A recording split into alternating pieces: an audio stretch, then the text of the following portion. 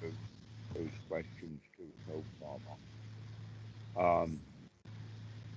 What what we had gotten started talking about, Keyshawn, is um, looking at feelings as feelings rather than as, let us say, labeled items that can be easily transmitted uh, through language. Okay, what we mean there is that we're taking the feeling and conceptualizing it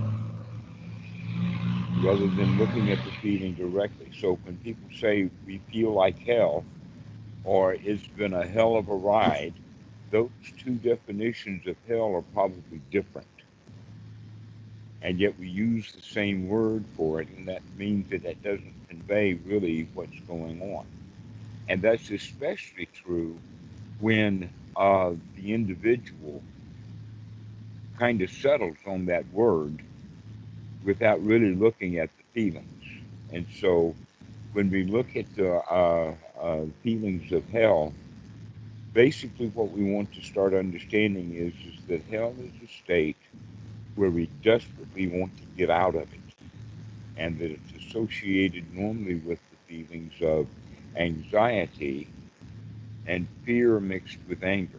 Now, fear alone, the initial fear, you've probably heard of fight, flight, and freeze.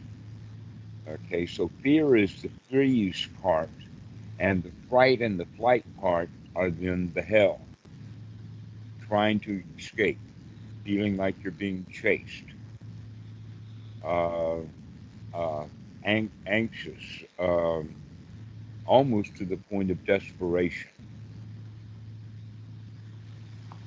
And these are states that we work ourselves into. This is not just a one thought moment kind of thing. This is, you know, uh, a full on frontal attack inside your own mind. One thought after another, one hell thought after another, uh, is what brings us into that state of hell. And so this is why sati is so valuable. Is the question is how deep into this repetition of one step at a time, going deeper and deeper into hell states. When are we going to wake up? When are we going to wake up and turn around and say, hey, I can climb out right back out of this just like I climbed right into it? Yeah. And that this is why I talk about sati in the sense of Murphy's law. Is that anything that can go wrong will go wrong, and it'll go wrong at the worst possible moment. For instance, something little can happen at work. Something happened, but it happened at the worst possible moment for this particular mind, and so the mind then takes that small thing and just grinds and grinds and grinds and grinds on it, take us deeper and deeper into our miserable state. And so this is why we want to build up sati so that we can catch that stuff while it's in process rather than catching it after it's gotten us into worked up, basically. Another way of talking about it is how much adrenaline are you going to put in the body before you recognize that the body is being affected by adrenaline? Hmm. Hmm. Because it's the adrenaline then is the chemical that's most associated then with the Buddha's woeful state of hell, because we're agitated, we're upset, we don't like what's going on, we're desperate for a way out of it. You can see that in an argument. That two people who are in an argument are desperate to get the other person to accept their point of view. And so long as he's not accepting my point of view, that's hell. Yeah. Interesting. And guess what? Arguments never start off. The first second or the first half minute of an argument is full blown. No, it takes and it works and it works and it works and it works and it works, and it works. And one person will say rah, and the other one will say rah rah, and the other one will say rah rah rah, and the other one will say rah rah rah rah rah, and then okay, and so it builds up. The question is who's going to see that first? Mm-hmm. Because eventually one of the other of them will see it and recognize it. That we get deep enough in dukkha that we can finally see it. Most arguments, almost all arguments, end non-violently. The reason that some arguments end violently is because neither side woke up. Even sometimes it goes into violence and they still don't wake up. Even they have to bury the body in the lake and they still don't wake up. Mm-hmm. Okay. So the point now is to congratulate yourself for waking up. That you recognize that you've gotten yourself into a state of hell while you're in the office. Guess what? Offices are often created into hell states. I would say that the American office is probably more hell than any other place that I know of, especially in places like New York, Chicago, Washington. Those places, their offices are real hell. I know I've been there. Yeah. Some of these offices are quite plush, but that doesn't take them out of hell. Yeah, definitely. It's been my experience. Well, the thing of it is that the hell or the office itself is very much like the road, and the bumpiness is optional. That if you can avoid these potholes, then you don't feel like that this road is hell. That's the whole idea is that if we're watching where we're going and we can see things in advance, you can almost as if you can say, and it takes longer to say it than it does to do it. This is an important thing. So when I'm describing it, recognize that the description takes a long time, but the actual action is quick. And that is you're tooling down the road. I see a pothole. Swerve just a little bit to the left. Okay? That amount of time that it took to say that is more time than it took to hit the pothole. Mm-hmm. So this waking up to avoid the pothole is nonverbal. It's literally from eye to hands, not the eye to thought to verbiage to hands. So it's got to be a quick connection. Uh, this is where we actually put the instincts into gear properly. A lot of people say that, oh, now that I understand Buddhism and understand wisdom and that self-preservation instinct and nesting instinct and all of that, that the wise part of the mind has to take over and conquer and take full control of the instincts. The answer is no. What we want to do is make good, close, tight friends with them so that our wisdom and our instincts can be put together in usage so that we can come up with these really quick responses that are needed, but the response is a wise response, not a stupid, ignorant, instinctual response. Ah, yes, this is how it works. So that means that if we're alert and watching what we're going, we can then use that eye coordination with the hand. You've heard it, eye-hand coordination. That sports people have to develop that. Mm-hmm. That in fact, if I toss a small ball or a rubber ball or something to a Thai person, it'll hit them. Mm-hmm. But if I throw a ball to an American, the likelihood is that he'll catch it depending upon how much baseball practice he had as a kid. And if he was on a baseball team, the likelihood of him being able to catch that ball is much higher. But in Thailand, throwing objects is a social fupa. No one throws anything. Therefore, no one expects anything to be thrown. But if you live in a baseball community, throwing things across the room to each other is just a natural, easy way. You don't have to get up. It says, here you go. And you make a motion and then you throw it, and he's ready to catch it.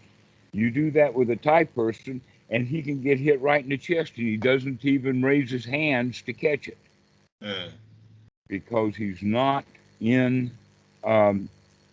gear with his wisdom and his hand. There's no eye-hand coordination. Okay. If we can see that in operation from eye-hand coordination, we can also recognize that we can do that with wisdom also. So that when that pothole happens in the office, you can swerve right around it once you have the skills. Don't have to swerve much. Just, just a little bit. And so this is how you would handle it. Now, one of the things that we can understand is that it does not matter what office you're in. Every office has potholes. They come with the territory. In fact, most of the offices, even though the pothole is not intrinsic in the office, the people who go into those offices make sure that there are potholes, both for themselves and for others, because they brought the potholes in there with them. So this is an important point, that sati is to be developed so that when we're out there in life and those potholes show up 10 seconds ahead, 5 seconds ahead, 3 seconds ahead, this is the skill that we develop, is how soon can we respond to that. A really clear example of a 5 second ahead is that you look up and you see the boss coming down the corridor. Okay, pothole, 5 seconds. Get at least 5 seconds. That's a good long deep breath. Yeah. So knowing that things are about to happen is that wisdom eye, is to look at what's going on, to recognize that just because the boss is coming down the hall doesn't mean that I have to careen into a pothole. So begin to watch for these potholes at work, especially now that you've been out in the woods, which had its own potholes. It had its own potholes. And you were able to manage and notice that quite well. Develop some skills. Now is what I see is that you're taking some of the skills that you used and learned in the woods, and you're taking them back into the office in Chicago, and you're saying, whoa, wait a minute. This place was not the way it was when I left it, because it's you that's made some changes. But be careful that those changes that you're making doesn't put it in the sense of a pothole. You can say that, oh, the woods is a whole lot better. But that's just a view. That's just a point that, in fact, you can look back on the time that you had in the woods and sitting at your desk in Chicago and says, whew, I'm glad that visit to the woods is over. Now I can get back to my ordinary life. You could have had that thought, but you didn't. You had the thought was, wow, now that I'm back at work from the woods was a whole lot better. Let me turn this place into the hell that it actually is. Yeah. And you recognize, wait a minute, it's not the the the office itself is not hell. Hell is what we do with office. It feels like it's pretty like understand what you're saying, and so when I'm watching for the potholes, perhaps I say, okay, let's, never mind, start again, and we come back to the breath, and let's watch the breath while we're doing this, or let's, try and keep the thoughts wholesome, um, and then it just, it just goes back to, obviously, I mean, that's what the mind wants to do, and it's in that pattern of going back to having unwholesome thoughts or thinking about this thing or that thing. And then I guess, at a certain point we're not watching, and at a certain point we are watching. Um, and I guess when we're not watching, it's a tough experience. I don't know, but and I guess with what I was kind of experiencing today, that I noticed, like, the boss was coming actually at one point. I saw one of the bosses coming, but then I was getting like one nasty, like while he was coming, I was getting like one nasty email after another. And obviously, that's my concept of it being nasty. I mean, that's, up to interpretation. But while I'm getting one, slap over here, basically from the other bosses over the email, and then you've got the boss coming over here, so you've got a double attack. But actually, this boss, the boss who was actually there physically, he's a nice guy, and so I don't have any worries about him or anything like that. And something happened though where I was getting like these emails, and I guess I wasn't watching, and found myself into you could see it on my face. I was just twisted up, and it was just a pretty awful hell state, I guess, or whatever you want to call it, or feeling of anger, of wanting to get out of that situation, while my boss was actually coming in and talking to everybody about his like trip or whatever. And so this actually happened. So it was, he's talking about his trip, and I'm just there. I'm just like, I'm hardly paying attention. I'm just like, really not in a good place at that time. And then I noticed, oh, like he goes in his office and he sends me an email, and he's like, let's get coffee, at like 3 o'clock today. And I think that he saw like that look on my face, possibly. He saw me like that, and was, I think it was cause for maybe probably after a number of other occasions, or, probably over time, just seeing this. And we had a discussion then today, like this afternoon. And, it was a really good talk. We were just, kind of talked about my trip and sort of my experience being back.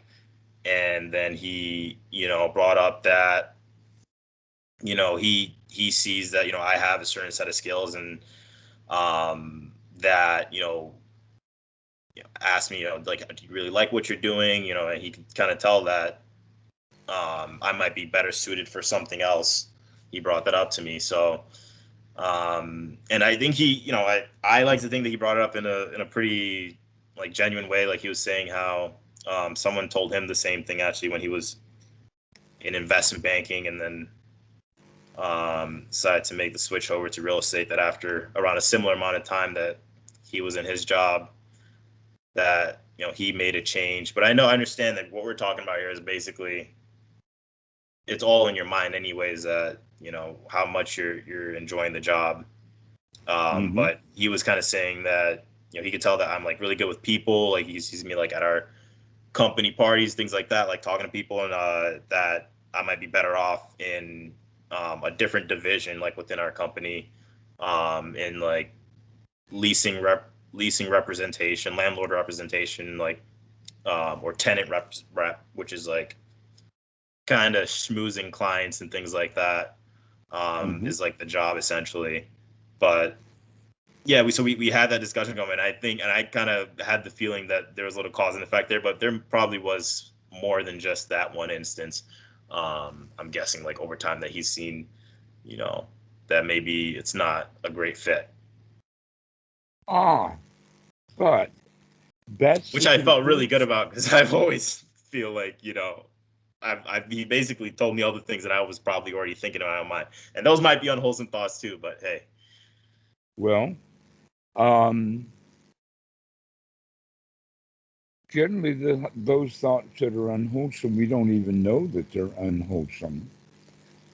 So you've got a leg up. You see,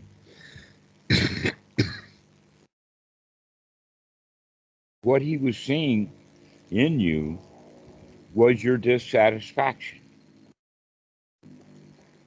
And he probably could see it because he knows what dissatisfaction is. He's experienced it before. But here's something that's quite amazing is that um, in general, people around someone will know how he feels in more accuracy than he does. So the boss lady can come to one of her female junior employees and say, you know, what's bothering you?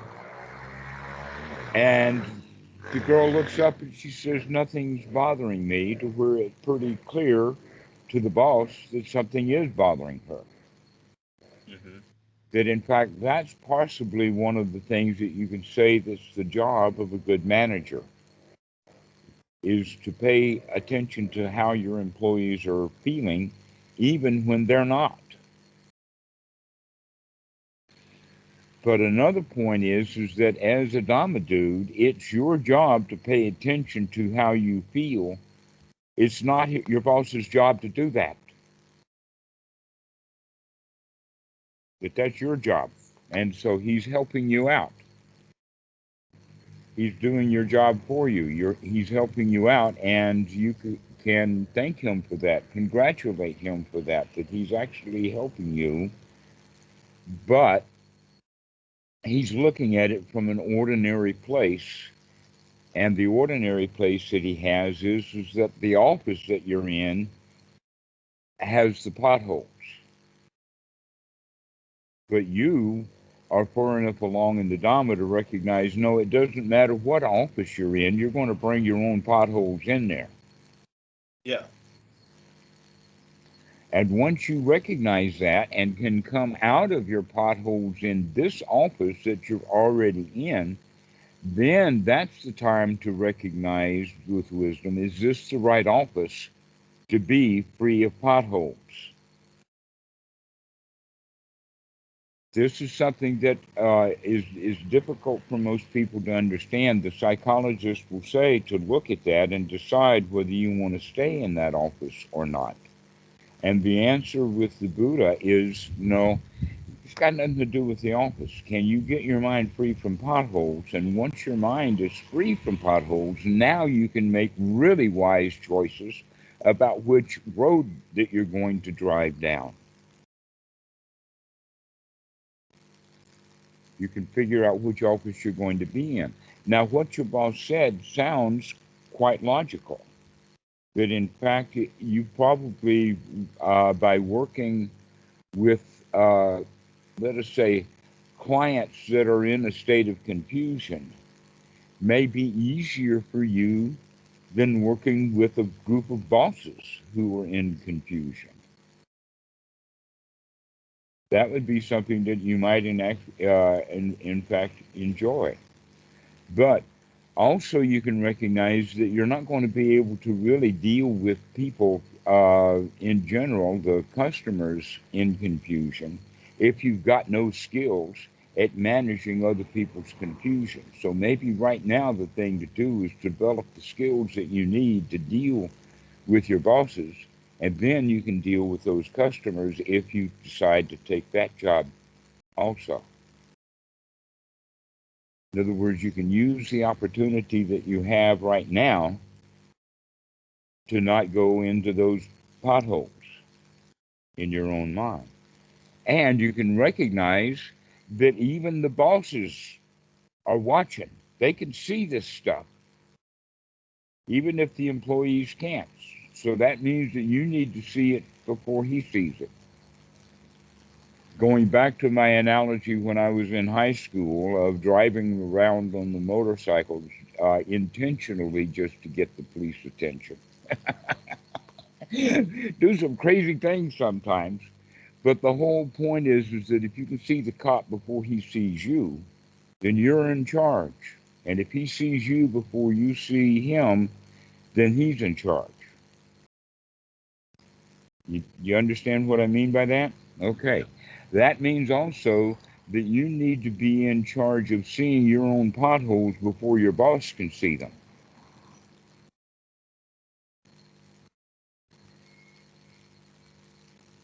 That you can Okay. see Are your you just own talking about the potholes. feelings? Yes, exactly. The feelings. The feelings that you called hell are actually different than an actual state of hell. But it does feel like that you need to escape. It does feel like that you need to get out of this situation. That's one of the hallmarks of hell itself is a state of desperation, a state of wanting out, and that we respond to that with anxiety, fear, an anxiety attack. Uh, that in fact, an anxiety attack can actually be quite debilitating in the sense that you can't do anything because you're so confused and so uptight and you don't know what to do. And so the mind is just sitting there trying to figure out what we're going to do, and we want to slam into that pothole. So uh, figuring that out is useful to recognize pothole 10 seconds ahead, pothole 5 minutes ahead, pothole 3 seconds ahead. Now you're getting good if you can see them coming very quick. And in actual practice, as soon as that pothole thought comes up, oh no, here comes the boss. Or oh no, the boss is jawboning about his trip, and I'm not interested in his trip. You see, the way that you had described it was is that the boss saw that you were not interested in his trip, and he generalized that to the whole work scene. Is that what happened? That he saw that you were not paying attention to him, and so he Hmm. makes that leap of gross generalization that if you don't like him in this moment, that means you don't like him ever, and you don't like him in his environment. You hate this work. Why don't you go get a job someplace else? You see how many levels that he's gone to with that, to where you and I are back to the level of, hey, when the boss is jawboning about his trip, at least give the appearance that you're paying attention and that you're enjoying his talk. Yeah. Yeah. I This mean, is also, I wasn't actually not interested in this trip. I would say. I mean, like, I would love to hear about it maybe at a different time. He just caught me at a bad time. I was already, uh, already in a bad state when he came around. Yeah, it wasn't like, oh, I don't want to hear about your trip. you know. but that's what it appeared to him. Yeah. It seems right. Hmm. So he was wake up a little bit, but not enough to really see what was going on. And now that you're reflecting upon it, you can see, oh yes, it wasn't him at all. I was already in a bad state. That's good. Yeah. I mean, I knew that kind of in the moment. I was just like, here's this guy. Yeah, he's great, but I'm just so taken aback by what I just read that I can't really pay attention to that right now. I don't know. That's what it felt like. One of the things that I And began how to do you, well, I mean, you can answer the question, but how do you apply the roadblocks to, um, I guess the work when you send in the work or whatever it is, let's say something is not right, and then you get like, you know, a response from somebody. You see the emails coming in, you know, I know, like, obviously that's incoming, like, that's a sign, Sati, like, what, I guess, just try and, like, really try and press down and control the thoughts in that moment and just try and really control the breathing in that moment. And, like you said, instinctually wake up right there to when you're getting the response, Mhm. and like have wholesome thoughts, I guess. yes, and there's another way of looking at this in the sense of what is happening in this present moment, in the here now. So when we're off in seclusion, the only thing that we need to pay attention to, and we need to make sharp, focused attention on each thought, one at a time as it occurs. Is this a wholesome thought? Is this not a wholesome thought? Etc. like that. Then taking it back into the workplace, we recognize that it's still got to do with this present moment, this particular moment. And in this particular moment, the boss is talking, right? This is what we need to pay attention to. So let me give this story. When I was in training as a therapist, one of the things that I recognized was that uh, the therapist's number one job is to listen and to pay attention to what is happening in this present moment with the client. And that's a hard skill to learn because almost all of us, from our time in childhood, when we were in a conversation with someone, we were just waiting for them to stop talking so that we could talk instead of really listening. Okay?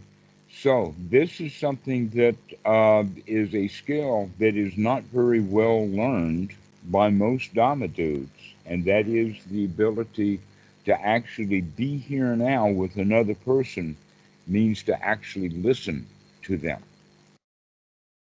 And one of the ways of doing that is by asking questions. This is back to the Socratic method. I would say that the Socratic method is a skill that is so valuable. It is marvelous, and yet we don't understand it. Even though Socrates, 2,500 years ago, figured out that the right way to handle people is by keep asking them questions to make them do their own investigation, rather than telling them this, that, or the other thing. And so when you're talking to me about your boss, I need to listen very closely to what you're saying so that I don't misunderstand what the issue is. Okay. This is a skill that you can develop also in the sense of that when you're around someone else and they're talking, your job is to pay close attention to what they're saying, to listen, and they pick that up. This is actually part of that compassion, metta, mudita set system of communicating or being with other people is that you pay them the attention they think they deserve. And you can see that you weren't doing that with your boss, that you had already gotten yourself into a pothole and you were trying to climb out of that pothole when he comes on and runs right over you and you're not paying attention to him. And he picked up on that you were not paying attention to him, but then he over-escalated it from you're not paying attention to me right now to you're not paying attention to your job. The problem is you need to go someplace else to get a job, and that's not true because that job's going to have just as many potholes as this one does.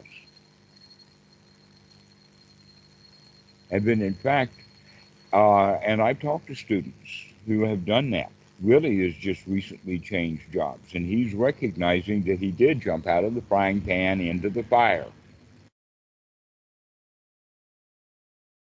Changing jobs is the last option because it's never the job that's the problem anyway. It's our relationship to the job and the people that are there and all of that kind of stuff. And so if you can get that cleaned out with this job, then that means that you've got now the developing skills that you can get yourself into any job and enjoy it. But if you leave this job because you don't enjoy it, guess what you've set yourself up for? To not enjoy the next job, whatever it is, because the way that we deal with this job and the way that we deal with these people in this job will be exactly the same way that we deal with the next job and the people in that job too. So if you're actually thinking about going into customer relationship, the best way to practice doing that is with the bosses in the current job that you've got now. That you can see that, in fact, that's your current, your customer relationship right there on the line, is you're dealing with the people that you're around. And so making the mental note or the point that whatever is happening, whether my mind is messed up or I'm trying to deal with an email or whatever it is, that we need to find a way of stopping in this present moment, because the present moment has changed. The boss just walked in. What a major change in the environment, with or without a boss, right in front of us, right? You can see what a major change that is. And a lot of people, they're getting into the email and they're getting into their pity party or whatever like that. And the boss comes in and their mental thought is, I don't want to deal with the boss. I want to deal with that email or my pity party or whatever like that. We don't want to deal with the boss. That's like driving down the road in a car and we see a pothole ahead and we say, I don't want to see that pothole. And then we run right into it. Mm-hmm. Or another analogy is that you're in a Formula One race. After you have, for days, inspected that track, you know every inch of it, you're out there in the race, and then all of a sudden some little old lady walks right out onto the racetrack right in front of you. If you have the thought, oh, lady, you're not supposed to be out on this track. This is a racetrack. It's dangerous out here. If you have that thought, she's dead. You need some hand-eye coordination to swerve out of the way. So this is also the kind of eye-mind coordination that you need, so that when the boss walks up, you can swerve right out of the way of the normal way of dealing with him, so that you can really be there with him right here in this moment. Make a point of that every encounter that you have with one of your bosses is going to be joyful and happy, and he's going to leave you laughing. When he walks away, he's going to walk away with a chuckle. Then, in fact, you've probably already been doing that. That's why this boss recommended that you might be good in customer relations. In fact, I think you'd be brilliant in customer relations if you develop just a few more skills, and you've got an opportunity to develop those skills right here in the place you're in now. That if you can't deal with an irate boss, how can you deal with an irate customer? Mm-hmm. Yeah, it's the same thing, isn't it? It's all a matter of paying attention to what's happening in this moment. That if you pay attention to someone, just like you and I, we're paying close attention to each other right now. This is what friendship is. It's that communication. It's that connection that we can make with others. So start recognizing that that's part of the job that you have to do of the Dhamma.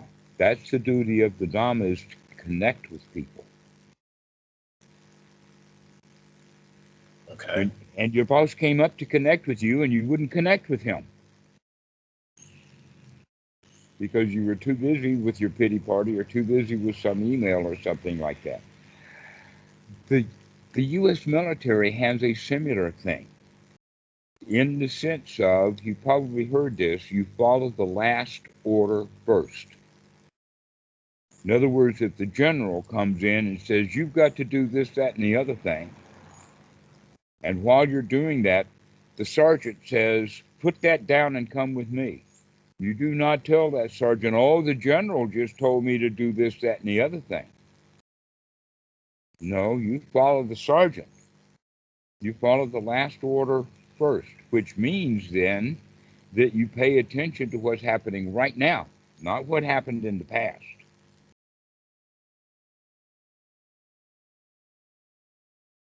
So if boss A says do this email and boss B comes right up to you, you have to stop that email and be here now with this boss. And Okay. you can see that many people make that kind of mistake on a regular basis because the individual decides what's more important. Oh, the big boss's email, the general's task, is more important than the sergeant's task. I better do what the general says. But a new way of looking at it is no, the task at hand is the task that presents itself in this moment. And here comes the boss. Here comes the boss, which means drop everything and pay 100% attention to the boss. Okay. And he'll see that too. Anybody who's gotten themselves into the position of being a boss has some skills. And if they don't, they develop them very quickly or they don't stay a boss. So now that you're already on to the fact that this boss is on to you, that he can see you better than you can sometimes. That's painful, isn't it? That's downright painful to see that the boss knows me better than I know myself. I don't like that at all. Well, I knew I was in a bad state already, so I don't know. But yeah. But he knew it too. Yeah. Yeah. I wasn't hiding it particularly well. Right. Okay. Well, I wouldn't recommend that you hide it. I would recommend that you change what you're doing in that present moment. From having a pity party into, sir, yes, sir, here I am. I'm listening. Yeah. I'm with you. And if you present yourself that way, he will see you in a different light. In other words, you don't have to be gung ho about your job at all, but you do need to be gung ho about being in this present moment. Okay. That's a very interesting way of saying it. That may be a good way of talking about the duty to the Dhamma. Our duty to the Dhamma is to be gung ho about this present moment. Yeah. Bosses and potholes all are optional.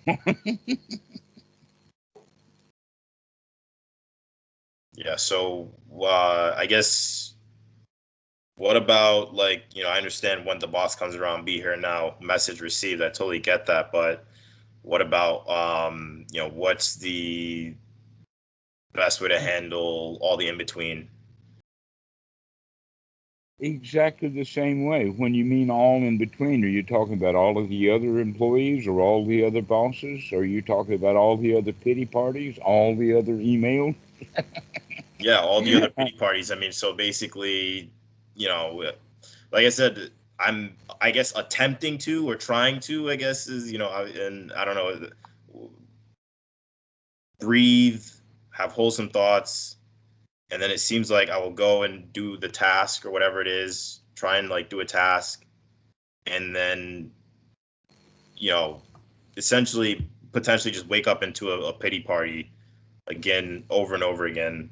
It just keeps happening, but not really seeming like,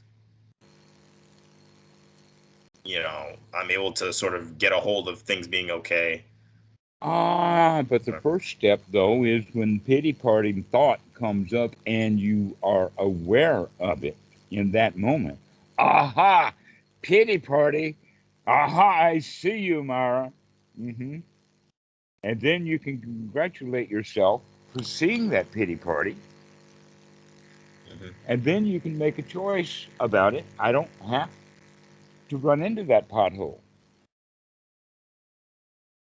Yeah. And then basically what you could say is the pity party is kind of more like a rut, or maybe one pothole after another, after another, after another. And all you have to do is find a way that you can straddle those potholes and just tool on down the road because you're mindful of those potholes, those thoughts, those pity party thoughts would be, each one of them would be a pothole. Every one of them. And so every time that you recognize, oh, there's that pity party again, you can come out of that pothole right then and there. So Always it's back to what's happening in this present moment. Are we paying attention? If you pay attention to the boss, he'll like that. If you're paying attention to that pity party, you can come right out of it. Okay. That you're not destined to have a pity party. And you can see that it gets double heavy when you're having a pity party and the boss wants you to pay attention to him and you don't want to pay attention to him. You want to pay attention to your own pity party. Mm-hmm. That's how tough these pity parties get. Is that they grab hold of us and won't let go sometimes. Oh, poor me.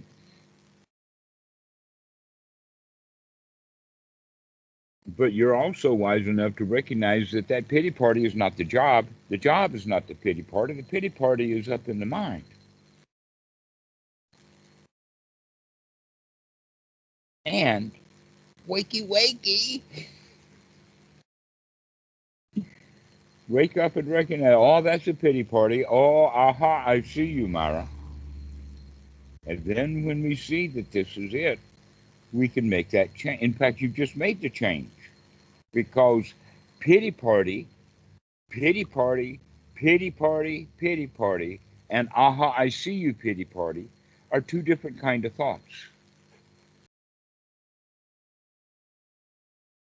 And so when you recognize that that's a pity party, you keep, now you're going to watch for it. Oh, this road right now in front of me has a lot of potholes called pity party. Let's make sure that we start straddling those potholes so that we don't have to have a bumpy ride down this pothole-filled road.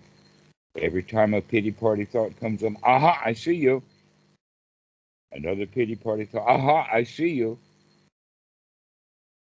Another pity party thought, aha, I see you too.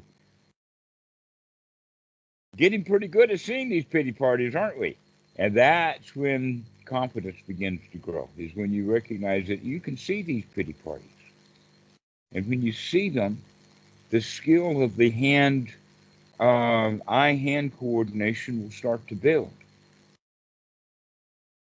Just like the Thai can learn to catch a ball if he's looking at the ball and has the expectation that he can catch it, then he can. But if you have the concept of I'm not supposed to have any pity parties, then you can go solid pity party. I mean, the Thai guy can stand there and be hit by a dozen balls, and he still hasn't figured out that it's his job to catch it rather than getting hit by it.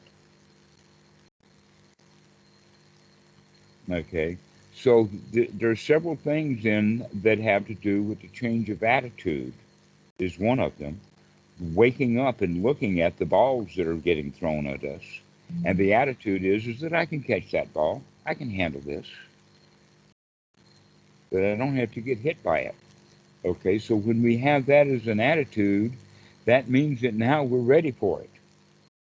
And so when that ball comes at us, we got it.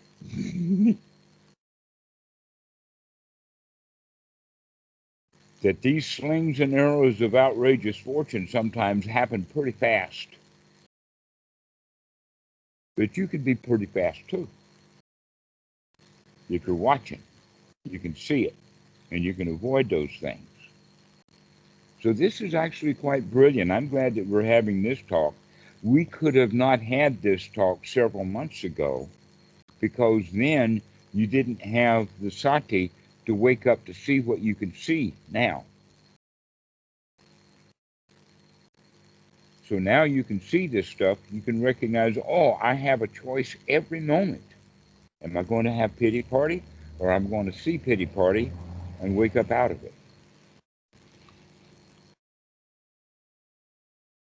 Okay. That in fact your life is quite marvelous. I know that I know of at least 7, maybe 6 billion people who would be very happy to swap places with you. You're on top of the world. You're having a pity party.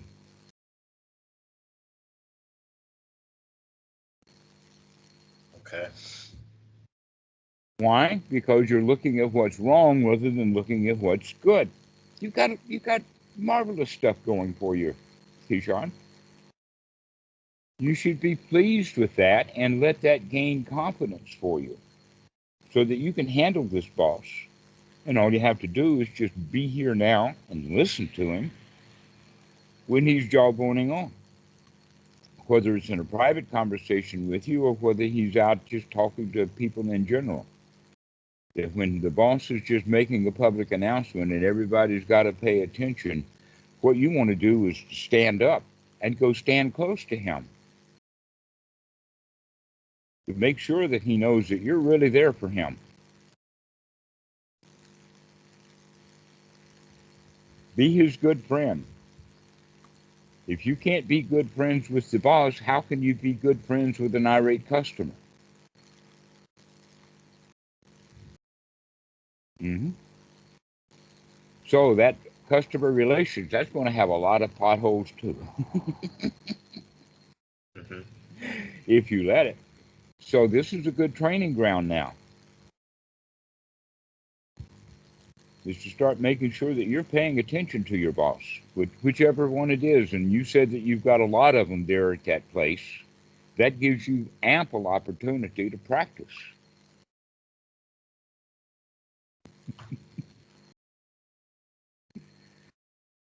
And now I can hear the thought, I don't want to pay attention to these bosses. They're a bunch of jerks. They got nothing to say. But we will say that to ourselves out of our pity party. But that's pity party talk. When we come out of the pity party and see things correctly, we may see things completely differently. Or we may see that, in fact, this guy is not worth my attention. He's not worth paying attention to. Uh, that that doesn't work with him, and I need to leave. Well, you can only make that decision once you've gotten the mind cleaned out. Otherwise, we're making a decision, and maybe sometimes, in some cases, a life changing situation, a really, really big deal. And we make those choices out of ignorance, out of bad feelings, out of pity party, when we need to make those kind of decisions wisely.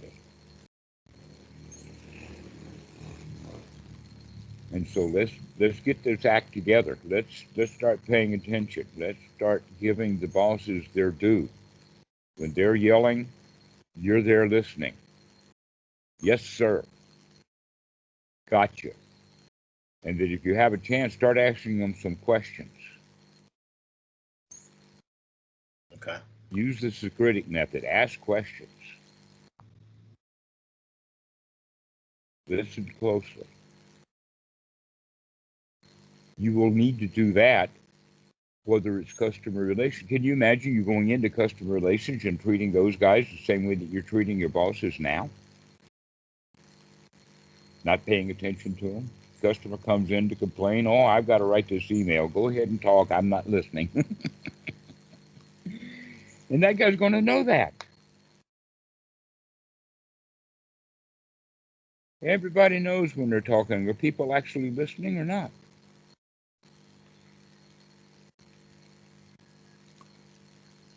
That's actually listening to someone when they're talking is very much like reading a book. We start reading a book or start reading an article or something, and then we'll have a thought about it. And the next thing you know, we're not paying attention to what the eyes are looking at. We're paying attention, in fact, to the thought that we had about something before that.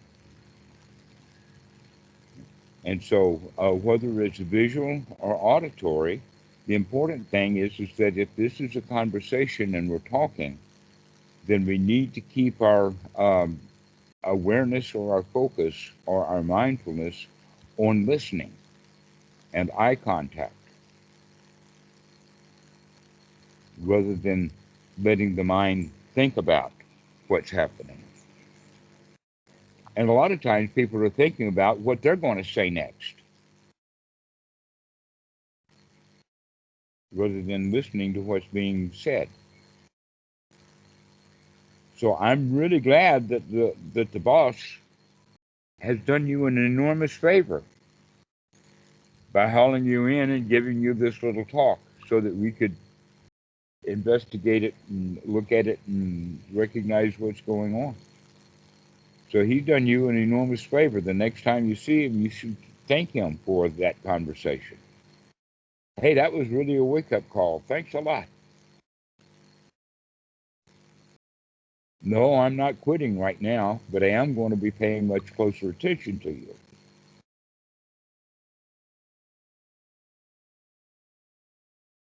Okay. Yeah, I can tell him that. Yeah. Okay. Well, I guess, you know, I'm just trying to compare with what I was trying to do today with what like you're telling me right now, and see. I mean, I guess, try and see what pieces I was missing. Obviously, paying attention to the boss, but the first and foremost in my mind is kind of like what I'm doing most of the day, which is not necessarily talking to the boss. It's heads down in the computer. Mm-hmm. And so, yeah, I mean, as you said, pay attention closely there too. And I mean, I think catching the pity party, like, because I guess when I'm heads down in when seeing the emails come in and things like that and reading the emails, if they're saying certain things that is pushing my button, so to speak, um, catching that and removing it immediately as soon as possible, and then trying to remove it, I guess, because it does come back over and over and over and over again. And so that's what it kind of feels like at times, which is just like maybe a handful of unwholesome thought, and then you catch it, and then a handful of wholesome thought because you caught it, but you have a couple of wholesome thoughts, and then maybe you go back to the computer, and then the mind is now not necessarily watching what's going on, I guess, in the mind, and Mm-hmm. then you maybe wake up again to another handful of unwholesome. So it's just kind of a dance and play back and forth, that I Right. guess So gets you out of see hand at how some many point. opportunities for sati there is there. Yeah, you're pointing that out. That's exactly right. When are you going to wake up? The quicker the better. The sooner the better. Yeah. Because you have a choice. You could either write that email or not write that email. You also have the choice about enjoying that email or not. You and I have just talked about that on two levels. One is with the interview, and the other one is with the email that came in from your boss. And um, upon that interview email, Wait, which interview are you we talking about? the only one that you and I are talking about. I don't want to talk about any particular names now, but there was the interview that Oh, was not an interview, and the subsequent email afterwards. right. Right? Okay. The way that that email was written was open and friendly and a get or done kind of attitude, to where um, the other possibility was that everything was a failure. It didn't work out, and we can have a pity party in an email instead. Right? Now let's contrast that email with the email that you just received from some boss. Now, the one that you sent to me on Skype. Oh, yeah. Right. Okay. Now, basically, what we can say then is that when uh, someone is communicating, they are almost always telling more about themselves than they are about what they're talking about. An example of that is when someone is criticizing about another person, and a third person hears this, and they're saying, Mr. A, who is doing the complaining, is revealing more about himself than he is revealing about the person he's talking about. Right? In that case, if Can you that say that email one that more he time?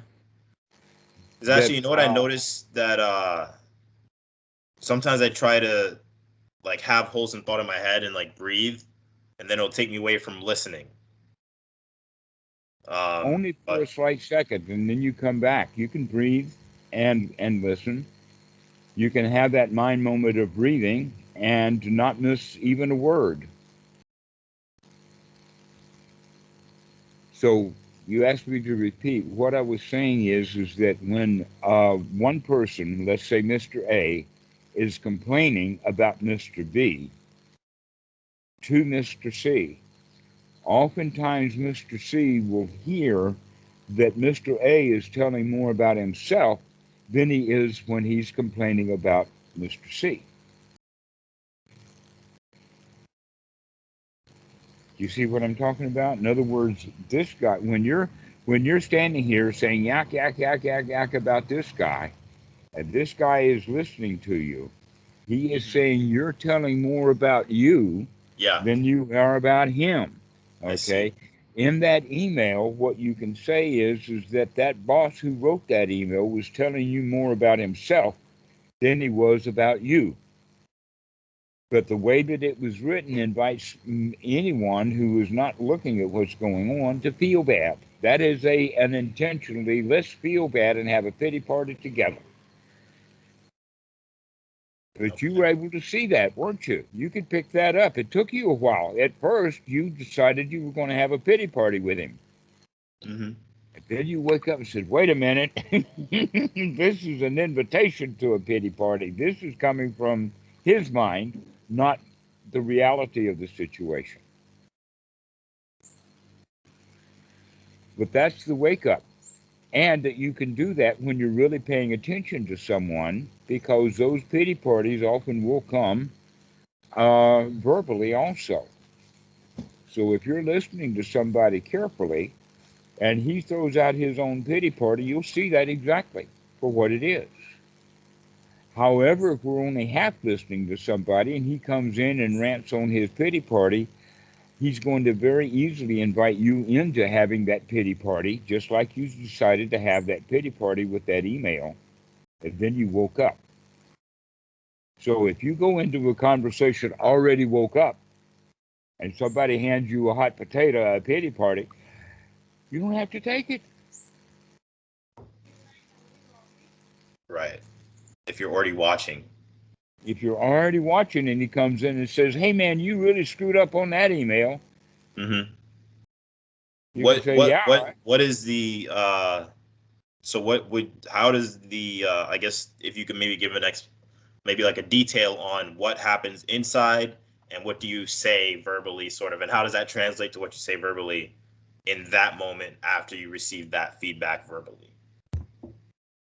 Well, the first Because thing to actually, do because actually I is to got be quiet, to okay, take a deep breath, okay, and yeah. to wait for his own yes but. So actually, I got the exact same. So and we might have to say it one more time, but I got exactly what you're describing from the boss, one of the bosses today. He said he explained what happened, and then he asked me, "Wouldn't you be frustrated if you were in my position about what you did?"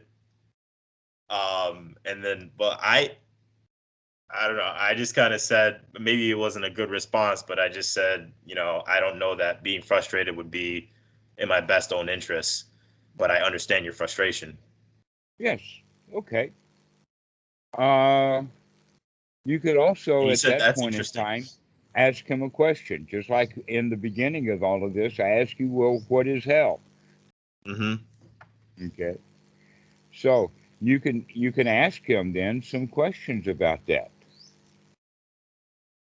to Okay. investigate it a little bit more. When he says, wouldn't you be frustrated with you if you had to do this or if you had to put up with you? That's Mm-hmm. what he's basically. So he's setting you up for a pity party right there. Yeah. Okay. That's a He's setup inviting for a me pity very party. overtly. Wouldn't you be frustrated? Overtly inviting you to get frustrated. Yeah. And you can say, "Oh, I can see that coming. That's a pothole. Let's not step in Yeah. it." Yeah, there's a pothole sign this time. All right. So, uh, there's many different ways that you can handle that. One of the ways that you can handle that is by giving him gratitude for caring. Wow, you're frustrated. Thank you. Let's see if we can get that thing straightened out so that you don't feel frustrated. Or you can ask him questions about, well, what do you mean frustrated? How do you feel?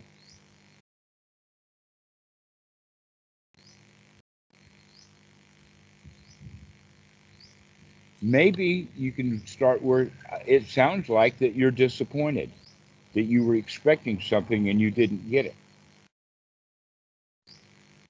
And so going in the way of questioning and get him to turn it back around, because right now he's inviting you into a pity party. He's focused on you. If you can ask him questions, that'll turn the focus back around on him, and he's got to think and reflect upon himself. What do you mean frustrated? hmm And not only that, but that shows him that you're actually listening to him and you're paying attention to him,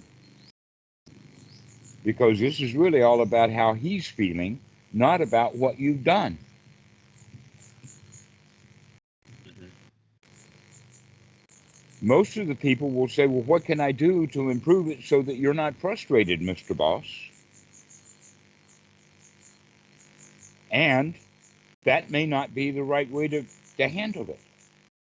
A much better way of handling it may be to address his feelings directly. So what do you say? What is the outcome sort of him describing what he really feels? How do you then so you're disappointed. Oh, so that you said, so let's straighten it out so that you're not disappointed anymore. Is that Yeah, okay. So when he says how he feels, then you can say, "I understand that. I can appreciate how you feel." So now you've changed it around, that it was top dog, he was top dog and you were bottom dog, and he's doing this. And the first thing that you do is you ask him questions which put things a little bit more easy. And then when he tells you how he's feel, then you can nurture him. And you've just taken it from you're being the victim and he's the conqueror, and you've just switched that around. In that moment, in that psychological moment, you can make that switch right then and there. hmm So that instead of him coming in and punishing you because you're the bad child and he's the angry parent, you can turn that around to he's actually the upset child, and here you are, the nurturing parent. But and this what takes if some mindfulness, this takes some skill, this takes some wisdom right there at that point of contact when he comes in. right? What if they are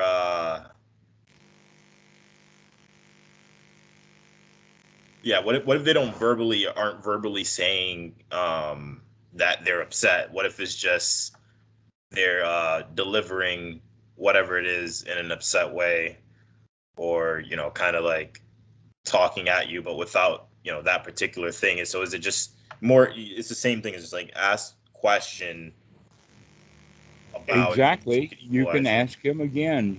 You sound upset. How are you feeling? Get him back focused on himself. Okay. And if he says, "You're darn right I'm angry. You screwed up and I'm really pissed off about it," Yeah. then you can say, "Yeah, I've seen you pissed off before. How does it feel?" You keep asking him questions about his feelings, which is exactly what psychologists do. I mean, that's the whole training in being a psychologist. You keep asking that same question over and over again in many different tiny little ways. You make it a nuanced, but the basic question is, look at how you're feeling. And you can agree with him like that. Yeah, I felt that way before. Sure, I've been frustrated.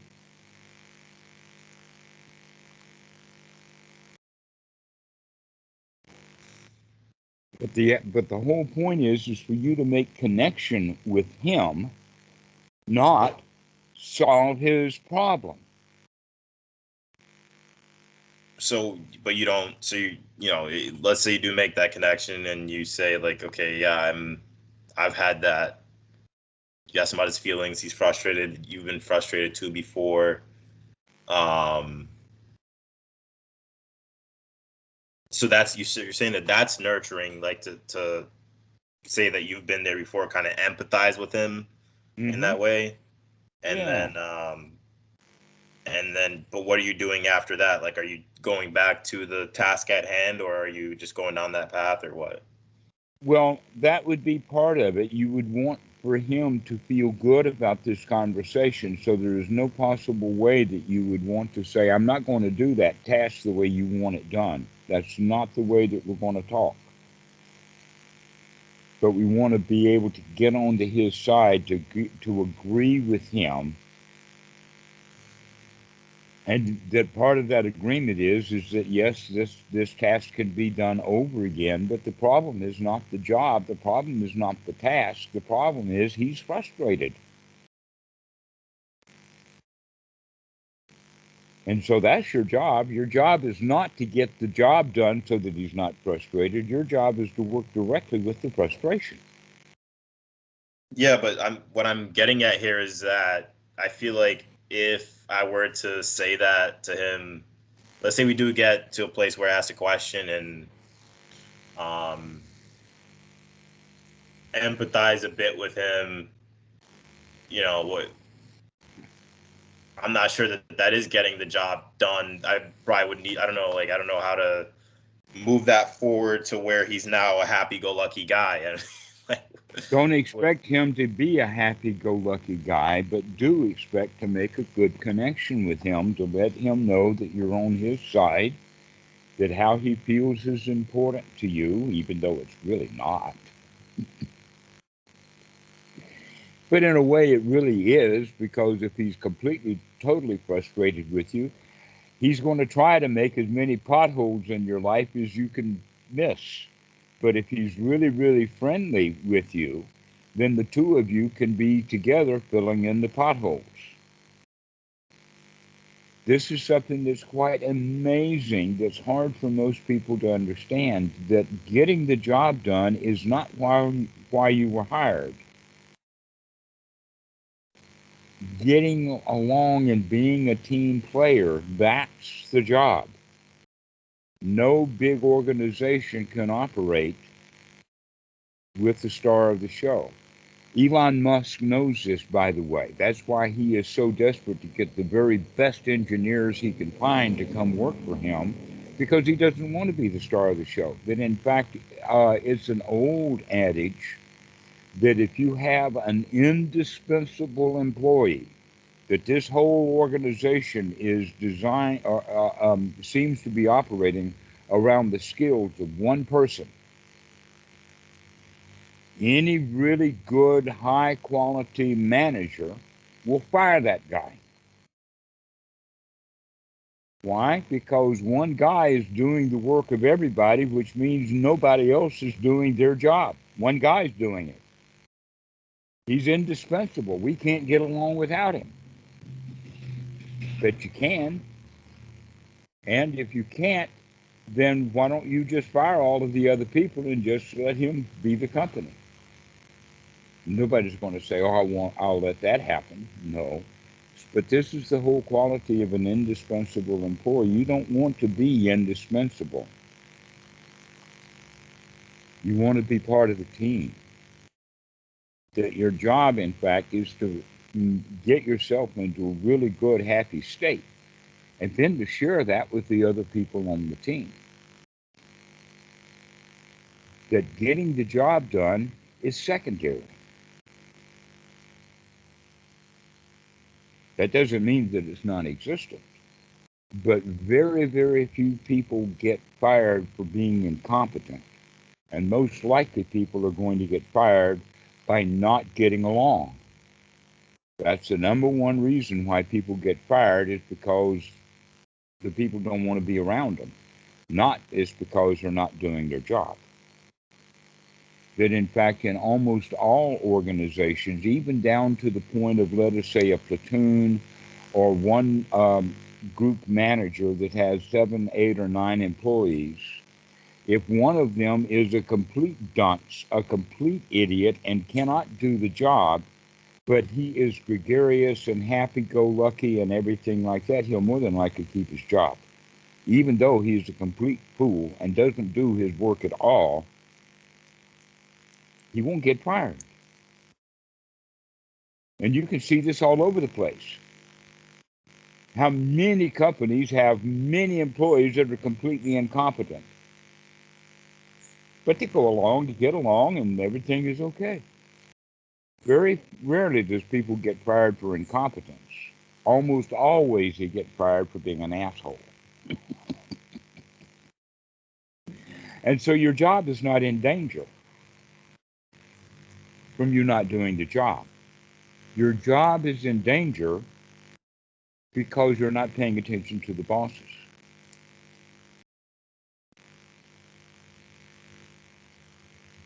Okay. So So if the anytime that bosses the like you a lot, if they really, really like you a lot, the likelihood of them firing you is zero.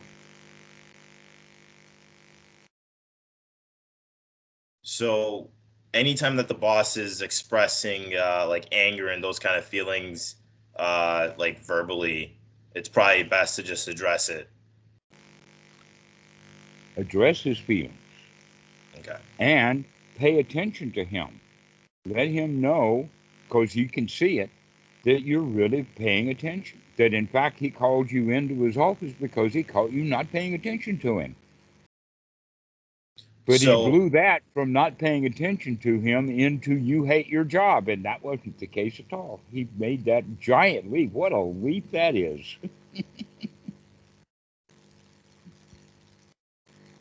so I mean, I think I'm still not 100% clear. Maybe you could just say it one more time, but like after you connect with them, like on the emotional level, like you are on the same, like you both have, talked about that. What is kind of the next step after that? Well, one of the things that you can do is you can change the topic. You can get him completely diverted into something that he likes. You can start talking about childhood memories. You can start talking about cartoons. You can start talking about, don't talk about politics, but cartoon characters. You can talk about psychology. You can talk about work relationships in the office. Or you can actually talk about the work itself. But that's, let us say, eventually what you would talk about. That you can actually divert him. First, you talk about the feelings and get him into that, and then you can change the subject to something that's completely unrelated and go off on that topic for a little while, and then circle back around to the job, possibly only as the goodbye kiss, in the sense of, and by the way, I'll fix that email for you. And that can be the end of the conversation right there. It's just that closing line of what the boss actually was talking about. Yes. While you spend 10 minutes, 5 of them talking about his feelings, 5 minutes talking about something completely irrelevant, followed by the goodbye kiss of give him what he wants, or agreeing with him that you were frustrating to him and that your endeavor to be joyful and non-frustrating. So that would be the 1, 2, 3 punch. One is to redirect it, to change the relationship from you being the bottom dog and him being the top dog, and change that relationship. Get him focused on himself rather than focused on you. Get him focused on his own feelings. Okay. Then you can use something that he says as a segue off into the wild blue yonder. Like he says, you're frustrating me just like that woman in that green dress. Okay, so now we've got several things. We've got woman, we have dress, we have green. Any one of those three can be a segue off into, oh, that reminds me. I was really frustrated with her too. Okay, so, and then now we changed the direction. Now we're talking about this other lady and how we can both work together to be non-frustrated by her. Okay, so that's one of the ways to do it, is to have a little diversion.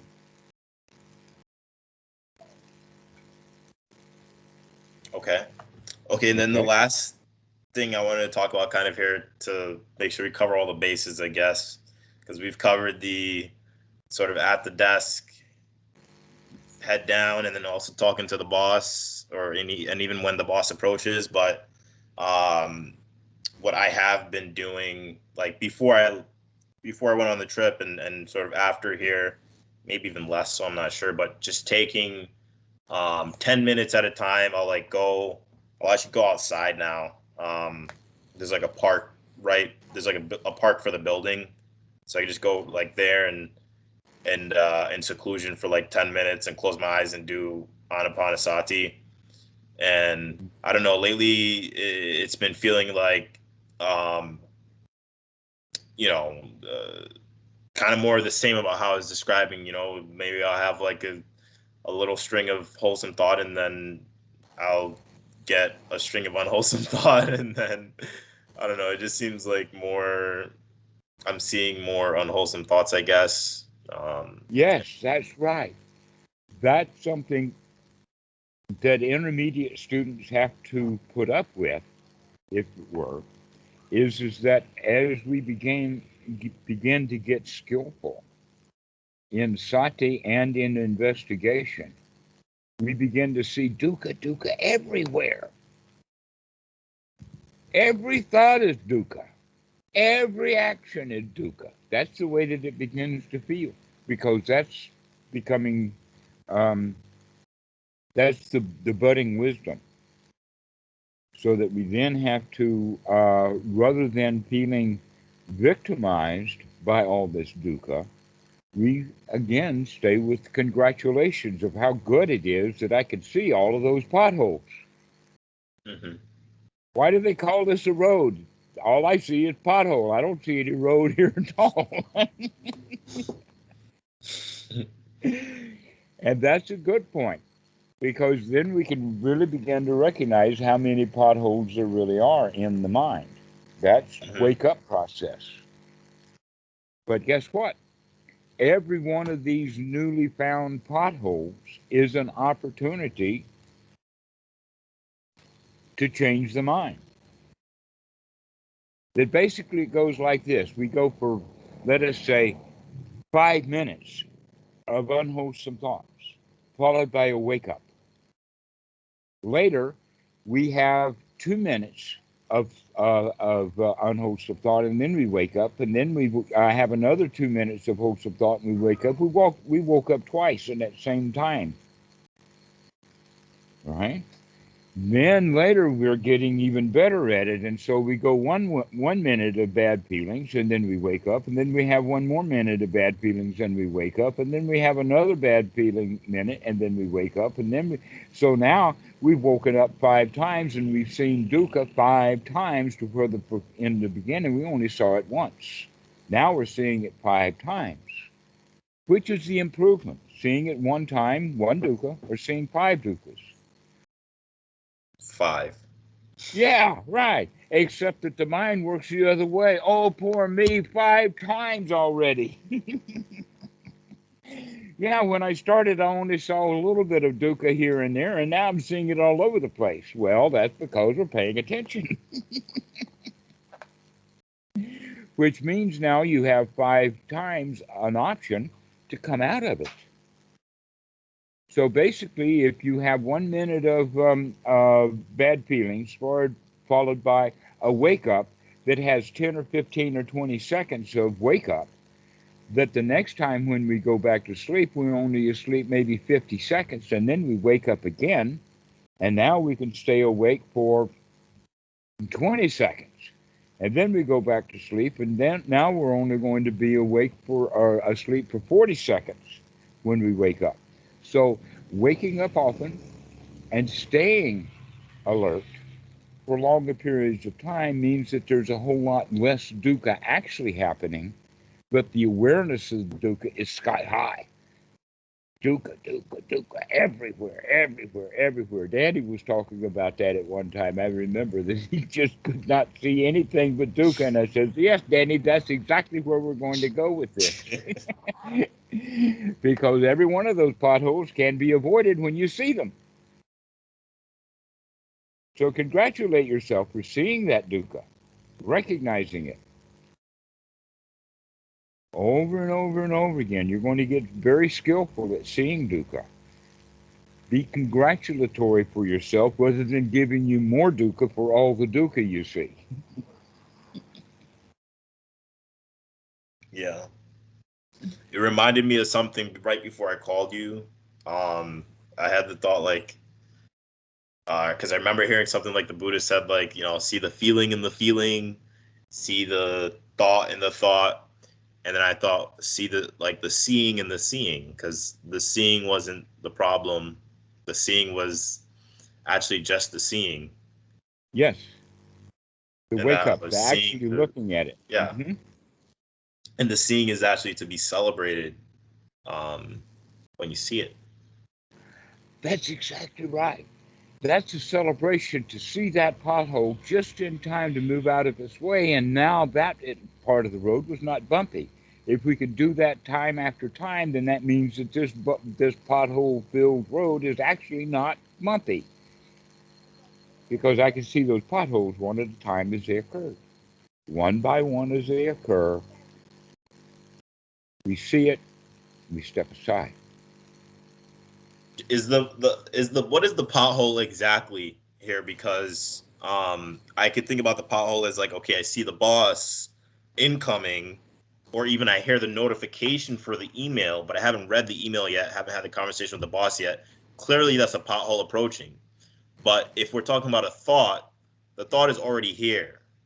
And if it's an unwholesome one, aren't we already hitting the pothole? Ah, the, but the email that you saw when you read the title of it or saw who it was from, and you mentioned that it was a pothole, it still is not the email that's the pothole, it's the thought that it's a pothole.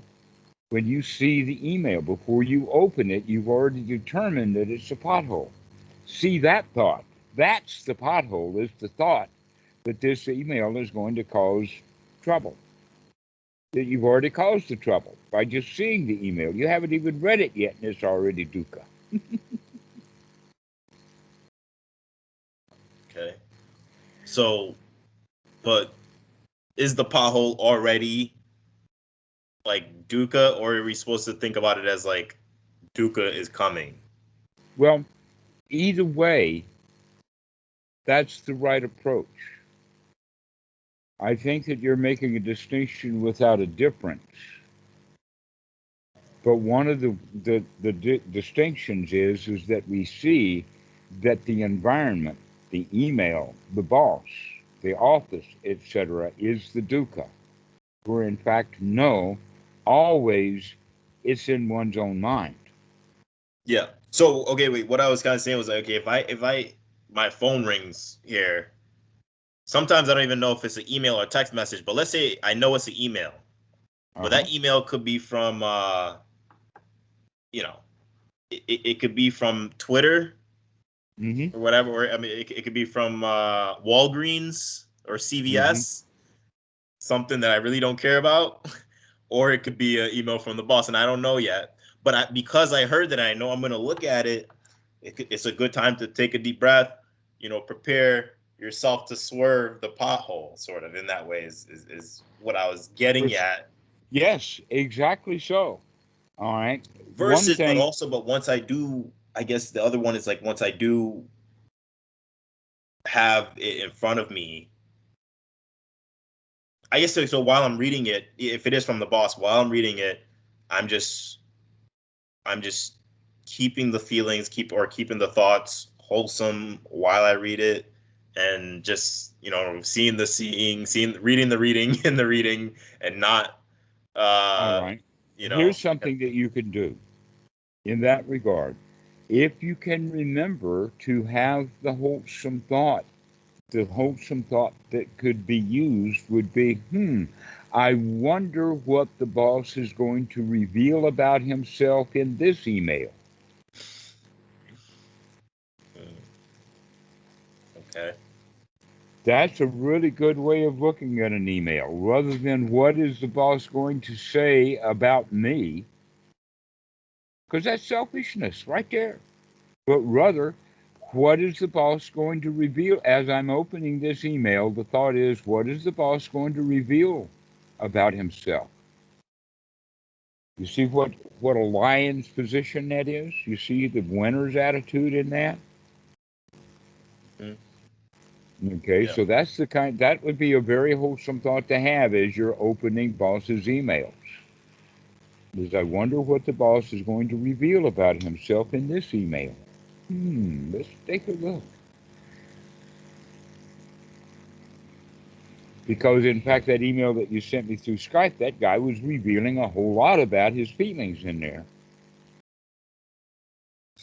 Enough to, there was 20 or 30 questions worth of time that you could have spent just talking to him, chatting about that email that he sent.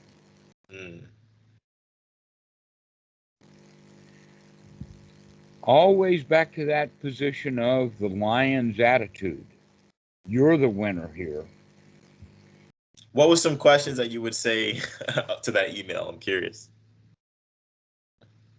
I'll have to go dig it back up, but I recognize the first line was quite revealing. Let's go back and take a look at that. You said you're overthinking this. Yeah, you're overthinking this. All right. So what he was looking for then was a simple solution. And then in the next statement, he actually presented that easy solution. Right? Isn't that what he was doing? He was thinking, well, maybe he didn't even mean anything about your overthinking this, that he's just basically introducing this is an easy way out here. Okay. And so you can take it from there. That's a good idea. Yeah, that's the easy way out. Yeah, I think that's actually what I said. Yeah. Yeah. So that's I appreciate that you found an easy way out of this. Let's go do the easy way out. And so you can congratulate him for finding the easy way out. Yes. But when he wrote it, the way he wrote it, it was like, how dare he say that to me? Me overthinking? I don't ever overthink. You hear you can see that pothole right there when you read that.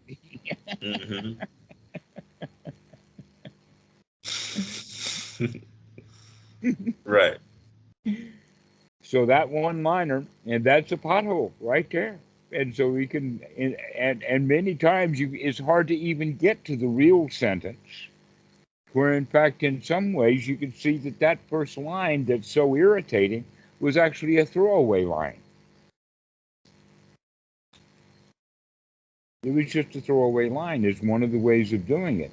Because I don't think that he's actually accusing you. In fact, overthinking sounds like an attribute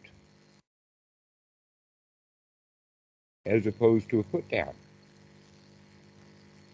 Yeah. So that's the way that I would analyze that. Now that I'm looking at it, I would say, yeah, that that's just a throwaway line. because he's actually looking for a very easy solution. So congratulate him for coming up with such an easy peasy solution. That's So a what is great going idea. on in the mind in that moment when we read that first sentence? What should be what is the noble solution that we put eyes onto the screen now? What are we holding in sati here? What are we holding mindful about? Well, number one is that he's telling you more about himself than he's telling you about you. This is not Right. about you. This is about him. Right. That's the first Before thing. we even read it, we can start to get that dialogue going. Right. We can get that dialogue going. What is he going to reveal about himself? Right. This is not about me. It's about him. Yes. And so we don't have to take it selfishly. And he may have not even meant that he wanted you to take it selfishly, but a line like "you're overthinking this" is inviting someone who hears that to become extremely selfish right then. Who, me? I'm not overthinking anything. How dare you say that? Yeah. What kind of turd of a boss are you to go around saying things like that? You know, and that's what we do. Yeah. Instead of recognizing, oh, that was probably just a throwaway line. An introduction to the fact that he's got a really easy solution. But when he wrote it, he was not also thinking about how can we get this done so that we're both a winner. He wasn't thinking about it that way. He was thinking about, what a good boy am I, because I'm not overthinking this. I've got a really easy solution. So we can see his selfishness built right in there. I see that deep breath. That's great. I got it. Oh yes, now we see. You see, that's the power of that deep breath. I mean, it comes with that wake up. Congratulations! I just saw that, Keyshawn. I saw that deep breath. He's talking about himself. He's not talking about me. Yeah. But we do that automatically. We just assume that we've got to protect ourselves because he's on the attack. And he's not necessarily on the attack at all. He's just telling what a good boy I am because I thought of an easy solution and you're overthinking it. But if you stand out of your own way, then you can just see that that's what's going on and you can come back with, you're right. You're absolutely right. That's a very easy solution. It's a good idea. Congratulations. You're a smart boss. I enjoy working for you. You can really butter him up if you want to.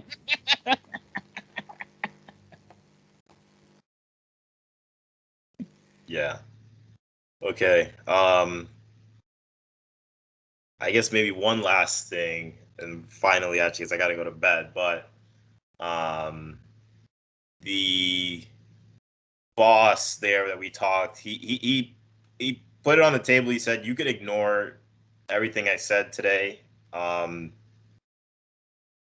you could come back to me in a week and, we could start to You put. can ignore everything I've said today. Is that something he's actually told you? Do you know what that sounds like?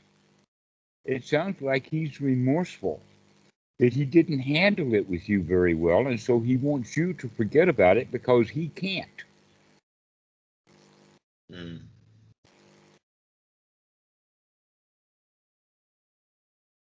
yeah. Yeah. Well, I mean, And so the answer to that was, you did fine. I really understood what you had to say. yeah. Yeah, I mean, maybe I could shoot him an email and say, but I don't know. He said that you can ignore what I said, or you can come back to me. I'll be back in town next week, and we could discuss if you are interested in, you know, making a change here, that kind of thing. He said, he kind of put it to me that way, and And yeah, I mean, maybe he's saying that because he doesn't feel sure about it, but He yeah. might have felt like that he overstepped his boundary. Yeah. And so um, the several approaches that you can have with this all have the right attitude built into it. Like uh, something like, oh, never mind, everything's good. Or, yeah, I understood what you had to say, and that was a good point, but everything's all right now. If you're going to take the position that you're not going to, how to say it, that you're not going to wear that shoe print on your butt of him trying to kick you out of the place. Because I don't think that was his intention anyway. Yeah. And so you could just say, well, yeah, that I've thought about it, but everything is okay right now. Everything is fine. No worries, no problems. Yeah, so give him some Dhamma like that.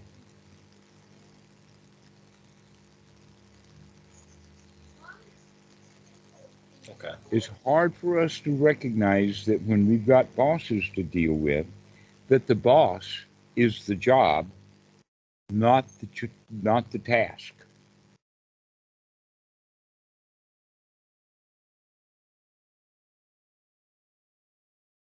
Bosses really, really like being well treated. Mm-hmm. And so that's your job. Go treat those bosses really well. When they're talking to you, listen to them. Ask them a lot of questions. Put it back that it's about them, not about you. Yeah. I think you That mentioned allows you to earlier. come out of that position of being one down. See, you still from time to time put yourself in a one down position with these bosses because that's the way that you're supposed to see it. Boss on top, employee on the bottom. But you're noble. You belong up here. So you can manipulate the situation so that you can come right up. If you've got sati, if you've got the right attitude, if you've got the skills. And the way that you do that is with the Socratic method. You turn things around by asking him questions about the way that he feels. Become his psychologist. Don't tell him that you're his psychologist. Just, let him kind of feel like he's nurtured.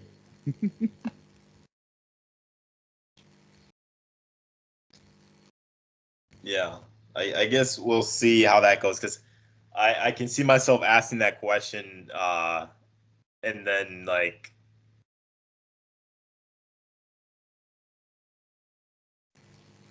if he does tell me that I guess yeah, you said like empathize with them. Does that help, you think? Like actually just saying like, yeah, I get that way too sometimes, Mm-hmm. Exactly. Commiserate with him a bit. Don't join his pity party, but recognize his feelings. That's why, and the best way to do it is by questioning him, because if you're questioning him about his feelings, that's making that contact. You don't have to go join him in his pity party, but you can question him about his pity party. So when he says something like, wouldn't you be really frustrated if you had to put up with you? Which is basically what he was saying. And so you can start asking him questions. Well, um, what do you mean by frustration? How do you feel? And you can take it from there. But the important thing is that the situation that you and I are discussing has to be with kind of an overall way of looking at it. But in the detail, you can be aware to listen to what he's saying because that will be the usefulness for the segues that you'll have as you go through the conversation. In other words, you're asking me in advance, how should the conversation go? The answer is let him be the guide for that. And that wherever he takes this particular moment, you're there for it. And you can find new ways, so you keep thinking about asking him questions, and eventually, within a very short period of time, let us say within a minute, you'll find some way of changing the topic altogether into something that he really wants to talk about. Let us say that his son is going on kayaking, and he's thinking about that.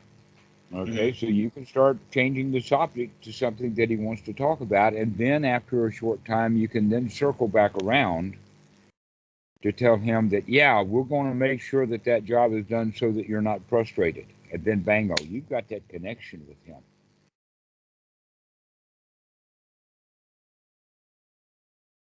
You know, I find myself thinking about this too, which is that, like, I was really listening to what you were saying,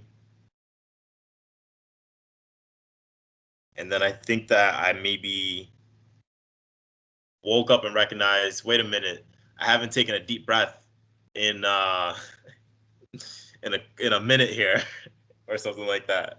But that's probably an unwholesome thought, right? Well, But I can have this one. Instead of thinking, I haven't done it yet, you can say, I'm doing it now. okay. Thanks for the reminder.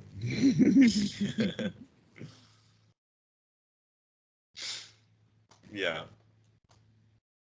No need for remorse. Let's take this present moment rather than commiserating over the last one. Yeah, maybe that's a good response to the, well, I don't know, it depends, I guess. Say that to the boss, but yeah.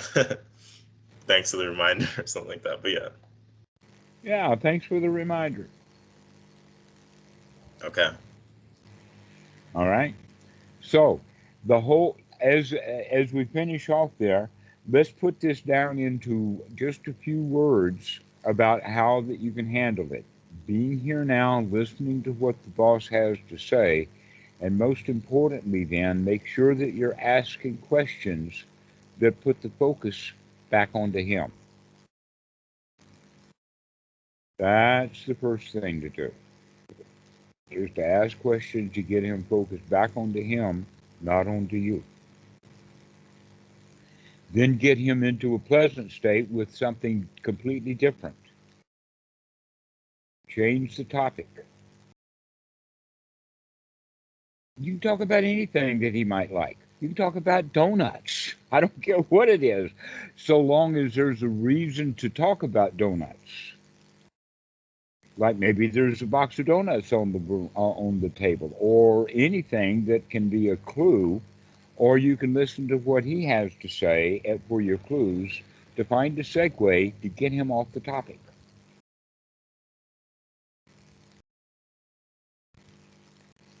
So that in this conversation, it's a neutral ground, so that the two of you can really enjoy talking about donuts or his son kayaking or whatever. And after you make that connection with him, now you can circle back around and talk about the job. But the important thing is that connection that you want to make with him in that moment. Some people do this just automatically. It's something that they pick up as a kid and it just works for them. And the rest of us are just frustrated because we don't know how to deal with people. Why is it funny that I was having that exact thought as you said that? I was literally thinking that because I was thinking about my friend who does that, like one of my coworkers, um, and I just noticed that he's always like very interested in what like they have to say, like when we're on a call or something like that. Yeah, make sure that the bosses, when you leave the bosses, they come away with the idea that, wow, Keyshawn is really interested in me.